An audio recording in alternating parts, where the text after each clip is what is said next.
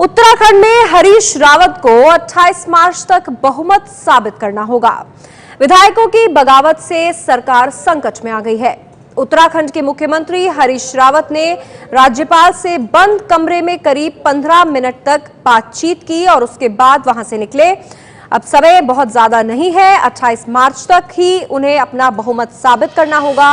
आपको बता दें कि उत्तराखंड में विधायकों ने, जो कांग्रेस के विधायक हैं, उन्होंने बागी तेवर अख्तियार कर लिए हैं और बीजेपी के साथ जा सकते हैं।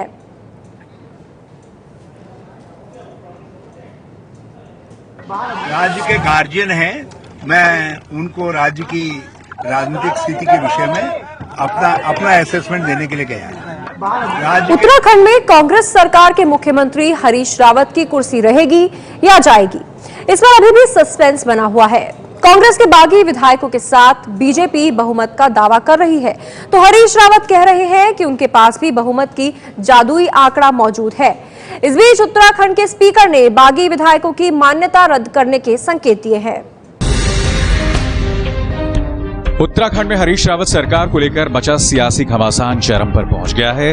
देहरादून में छिड़ी लड़ाई की तपिश दिल्ली में भी महसूस की जा रही है। सीएम हरीश रावत के खिलाफ उनकी ही पार्टी के विजय बहुगुणा और कैबिनेट मंत्री हरक सिंह रावत की अगुवाई में कांग्रेस के 9 बागी विधायकों ने कल विधानसभा में हंगामा किया और हरीश रावत से इस्तीफा मांगा। इसके बाद कांग्रेस के बागी विधायक बीजेपी विधायकों के साथ राजभवन पहुंचे और राज्यपाल से सरकार को बर्खास्त करने की मांग की। राज्यपाल को बीजेपी के बहुमत का भरोसा दिलाने के बाद ये सभी रातों रात चार्टर प्लेन से दिल्ली पहुंच गए। बीजेपी ने बागियों से हाथ मिलाने के बाद 70 विधायकों वाली विधानसभा में बहुमत अपने साथ होने का दावा किया। हालांकि सीएम हरीश रावत भी अब तक यही दावा कर रहे हैं कि बहुमत उनके पास है, जिसे वो सदन में साबित कर देंगे। रात भर जिस तरीके से मनी बैग लेकर के घूमते रहे हैं, इनकम टैक्स की गाड़ियों को लेकर के उनमें घूमते रहे हैं भाजपा के नेता, जो है जिस तरीके से सेंट्रल मशीनरी का भाजपा नेताओं ने खुल करके दुरुपयोग करने की कोशिश की है, वो साफ जाहिर करता है कि एन केन प्रकारेण हर शक्ति के साथ 2017 के चुनाव में सबसे बड़े बाधक के रूप में दिखाई दे रही कांग्रेस सरकार को उत्तराखंड से डिसलॉज करने की साजिश है।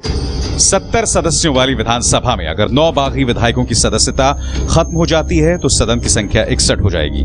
ऐसे में बहुमत के लिए 32 वोटों की जरूरत पड़ेगी। कांग्रेस के 27, 3 निर्दलीय, 1 यूकेडी, 1 बीएसपी का साथ बना रहा तो फिर हरीश रावत सरकार बचा ले जाएंगे। स्पीकर ने भले ही बागी विधायकों को नोटिस दे दिया है, लेकिन दिक्कत यह है कि स्पीकर के खिलाफ खुद अविश्वास प्रस्ताव का नोटिस विधानसभा सचिव के पास पड़ा हुआ है। नियम 175 के तहत अविश्वास प्रस्ताव पर जब तक फैसला नहीं हो जाता है, तब तक स्पीकर किसी भी विधायक के खिलाफ कोई कार्रवाई नहीं कर सकता है। ऐसे में बागी विधायकों के खिलाफ दल बदल कानून के तहत विधानसभा अध्यक्ष कोई कार्रवाई नहीं कर सकते हैं। तो राज्यपाल से 15 मिनट तक मुलाकात की है उत्तराखंड के मुख्यमंत्री हरीश रावत ने। उसके बाद उन्होंने जो कहा आपने सुना।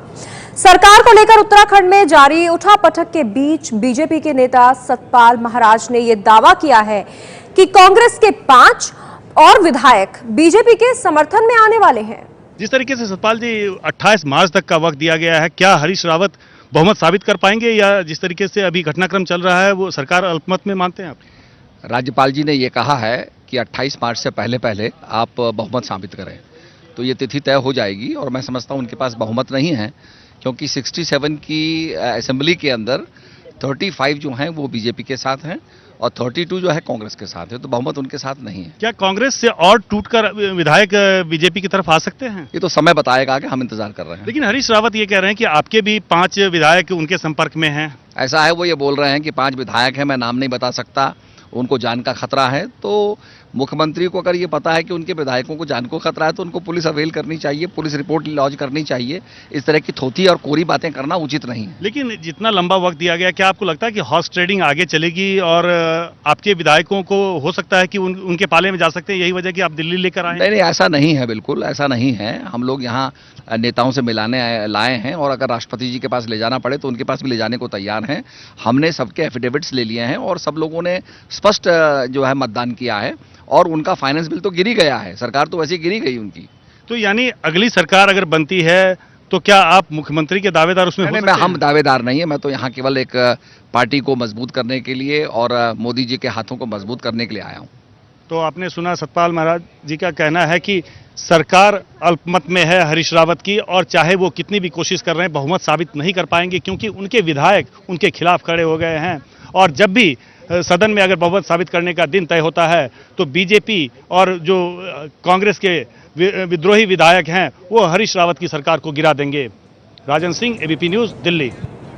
तो 9 ऐसे विधायक हैं कांग्रेस के जिन्होंने बीजेपी के साथ हाथ मिला लिया है।